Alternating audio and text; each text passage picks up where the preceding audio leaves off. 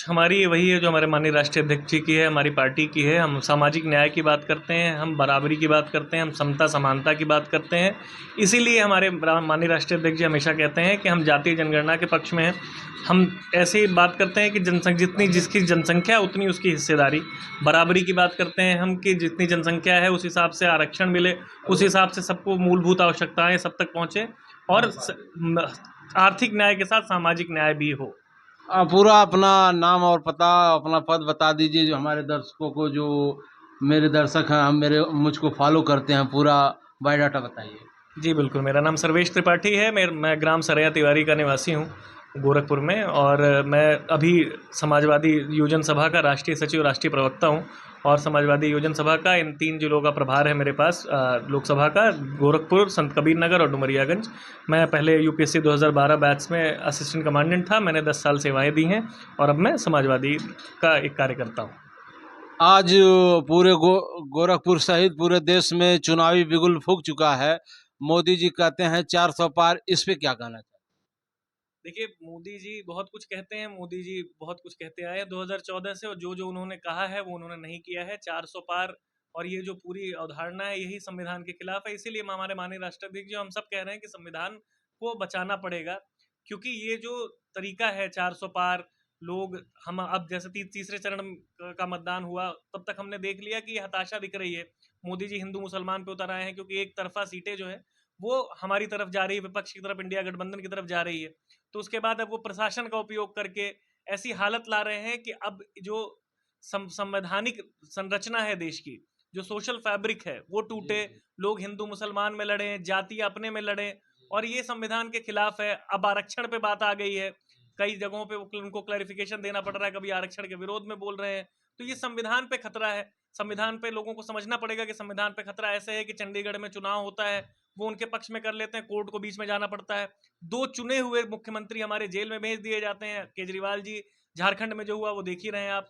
कहीं निर्विरोध निर्वाचित कर दिया जाता है, लोगों पे दबाव डाला जाता है। जो जितने जितने ज्यादा, जो अभी आपने देख लीजिए रवन्ना का कांड देख लीजिए, कर्नाटक में जो दुष्कर्मी हैं, पापी हैं, जिनके ऊपर इतने सारे रेप के और सेक्सुअल असॉल्ट के एलिगेशन हैं, उनके लिए मंच पे हमारे प्रधानमंत्री, जो जिनको मैं भाजपा का स्टार प्रचारक ज्यादा मानता हूं, ये पहले प्रधानमंत्री हैं जो किसी पार्टी के स्टार प्रचारक ज्यादा है, प्रधानमंत्री कम है देश के, वो मंच पे कहते हैं एक दुष्कर्मी को, जिसके ऊपर 3,000 से ज्यादा जिसके वीडियो है रेप के, और वो कहते हैं कि इनको दिया हुआ प्रत्येक वोट उनके उनके मोदी जी को जाएगा। तो उनको उनके किए हुए सारे पाप की जिम्मेदारी भी मोदी जी को लेनी चाहिए। वो जर्मनी कैसे चले गए इसकी जिम्मेदारी उनको लेनी चाहिए। और ये 400 पार भी वैसा ही जुमला है जैसे 2014 में बोला गया था। अब की बार गई इनकी सरकार। जैसे कि आप सैनिक भी रहे हैं, ये जो अग्निवीर योजना सेना में चल रही है, इस बारे में आप हमारे दर्शकों को विस्तार से बताएं। अब बिल्कुल सही, बहुत अच्छा सवाल पूछा आपने। अग्निवीर के लिए हमने मैनिफेस्टो में हमारे बोला है, और माननीय राष्ट्रीय अध्यक्ष जी ने कई बार बोला है। मैं सेंट्रल आर्म पुलिस फोर्स में असिस्टेंट कमांडेंट रहा हूँ, सीआरपीएफ में। मैंने कश्मीर में नक्सल विरोधी आंदोलन अभियान में सेवाएं दी हैं अपनी। और अग्निवीर, इससे बुरा सैनिकों के साथ कुछ नहीं किया जा सकता। आप टेम्पररी एडहॉक बेसिस पे सैनिकों को भर्ती नहीं कर सकते। आपको बस इतने से इस एग्जाम्पल से समझाता हूँ कि एक जो परमानेंट सैनिक शहीद होता है और एक अग्निवीर शहीद होता है, उसको शहीद माना नहीं जाता, उसको कोई इज्जत नहीं मिलती है। हमारे माननीय श्रद्धेय स्मृति श्रेष्ठ नेताजी मुलायम सिंह यादव ने ये नियम लाला था पहली बार जब वो रक्षा मंत्री थे, कि जो सैनिक शहीद होता है उसके जो उसका पार्थिव शरीर है वो अपने गांव आए, अपने घर आए, वहां अंतिम संस्कार हो। ये समझ में आता है कि आपको संवेदनशील होना चाहिए सैनिकों के प्रति। ये सरकार न सैनिकों की इज्जत करती है।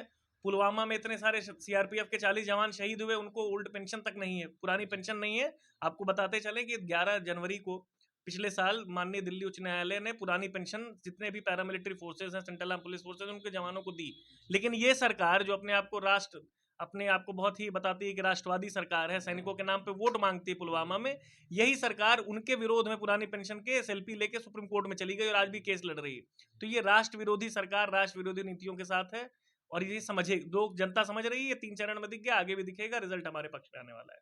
जैसे कि आपके मैनिफेस्टो में, समाजवादी पार्टी के मैनिफेस्टो में, किसान पे जो किसानों का कर्जा माफ है, क्या जो मोदी जी का ये कहना था कि 15 लाख प्रति व्यक्तियों को मिलेगा, उसी प्रकार से ये जुमला है क्या?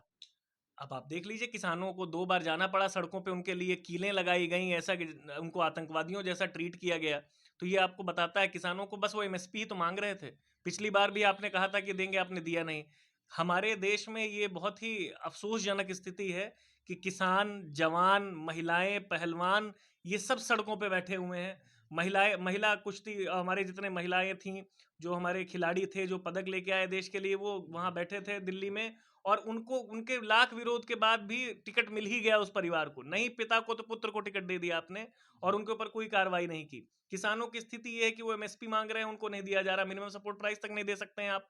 हम वही कह रहे हैं कि किसान, जब तक किसान नहीं सुदृढ़ होंगे, उनकी आय दुगनी करने की बात हो रही थी, उनकी जो आय है वो आधी कर दी गई, एमएसपी भी नहीं मिल रहा उनको, उनको लाठियां बरसाई जा रही हैं उनके ऊपर। तो इससे ज्यादा खराब तो, इतने खराब तो अंग्रेज भी नहीं थे कि कीले बिछाए। खजनी खजनी विधानसभा में आपके समाजवादी पार्टी ज्वाइन करने से खजनी के क्षेत्रों में समाजवादी पार्टी को मजबूती मिली है, विरोधी बौखला गए हैं, इस बारे में क्या कहना चाहते हैं, इस पे कैसे निपटेंगे? देखिए, हम, हमारे माननीय राष्ट्रीय अध्यक्ष और हम सब का मानना ये है कि हमारे यहाँ स्टार प्रचारक की रीति नहीं है। हमारे यहाँ हर बूथ पे जो कार्यकर्ता है, हर एक कार्यकर्ता, समाजवादी कार्यकर्ता हमारा स्टार प्रचारक है। वो जन जन तक जाता है, और जो संप्रभुता है हमारे संविधान में, वो केवल जनता के पास है और माननीय न्यायालय के पास है। तो हम हर आदमी हमारा जो है वो प्रचारक है। हर आदमी हमारा जो है वो स्टार प्रचारक है, और हर आदमी हमारा, हमारे लिए सबसे महत्वपूर्ण, प्रत्येक आदमी जो आखिरी आदमी है इस देश का, हमारे क्षेत्र का, वो हमारे लिए उतना इंपॉर्टेंट है। और हमारा हर कार्यकर्ता, यही हम चाहते हैं कि मजबूती मिले। आपके पार्टी का विजन है कि जाति जनगणना करवाएंगे, जी। जाति जनगणना क्या है विस्तार से बताएंगे? जातीय जनगणना ये है कि हमें, देखिए, जैसे संविधान में समता और समानता की बात होती है। समानता ये है कि सब बराबर है। समता ये है कि जो बराबर नहीं है उनको बराबर किया जाए। सरकार, हमारा जो देश है वो वेलफेयर स्टेट की नीति पे चलता है। तो हम, सरकार का ये जिम्मेदारी है कि उनको, उन पॉजिटिव एक्शन, अफर्मेटिव एक्शंस लेके उनको ऊपर लाया जाए और बराबरी का हक दिया जाए। ये होती है समता, इक्विटी। तो जाति जनगणना में आप जब तक ये नहीं समझेंगे कि जाति समीकरण क्या है, जब तक ये नहीं समझेंगे किस जाति को कितनी हिस्सेदारी चाहिए, उसकी कितनी जनसंख्या, कितनी जरूरतें हैं, इसलिए जाति जनगणना जरूरी है कि हम जाति के हिसाब से लोगों को, हम जाति के हिसाब से उनको वो सुविधाएं दे पाए, उनको वो हिस्सेदारी दे पाए, भागीदारी दे पाए, और सबको हम इंक्लूड करके इंक्लूसिव ग्रोथ की तरफ बढ़े। इस समय लोकसभा चुनाव चल रहा है, कल नामांकन है माननीय सदल प्रसाद जी का, काजल निषाद का। इस बारे में आप लोगों की क्या तैयारी है?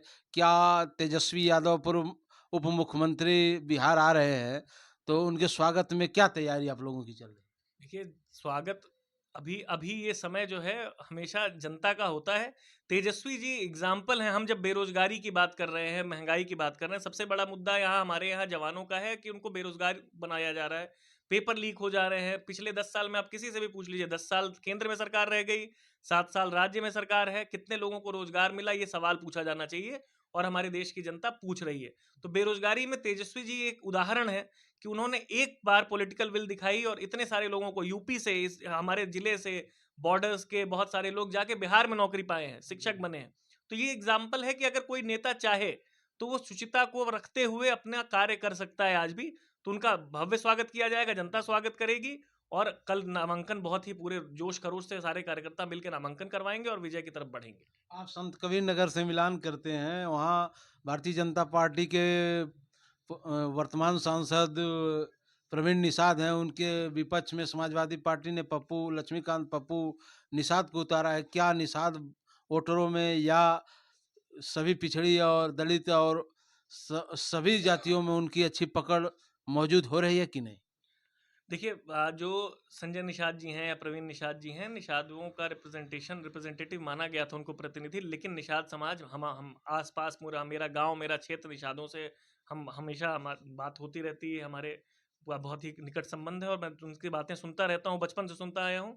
तो गुरु लोग, घराना भी होगा आप लोगों बिल्कुल का? बिल्कुल बिल्कुल, हमारे यहाँ गुरु शिष्य परंपरा है, और उसका हमारे लिए वो परिवार ही होता है, एक परिवार होता है जिसके सदस्य होते हैं। तो मैं बहुत ही ऑथेंटिसिटी से बता सकता हूँ ये, कि जितनी उम्मीद थी निषाद समाज को, आप निषादों का के कल्याण की बात करें, समझ में आता है एक परिवार के कल्याण की बात नहीं होनी चाहिए।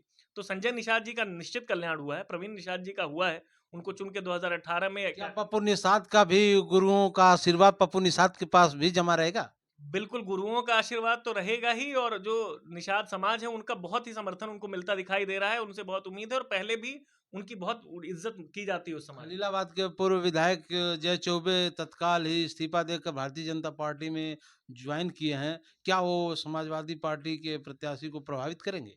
बिल्कुल नहीं, इससे पहले भी ऐसा हुआ है, लोग टिकट माँगते हैं, टिकट नहीं मिलता है तो वो चले जाते हैं दूसरी पार्टी में। जो एक 2 तरह की राजनीति होती है, एक होती है विचारधारा की राजनीति, एक होती है टिकट की राजनीति, अपने फ़ायदे की राजनीति। जिसको जहाँ से टिकट नहीं मिला, जहाँ मिल रहा है चले गए।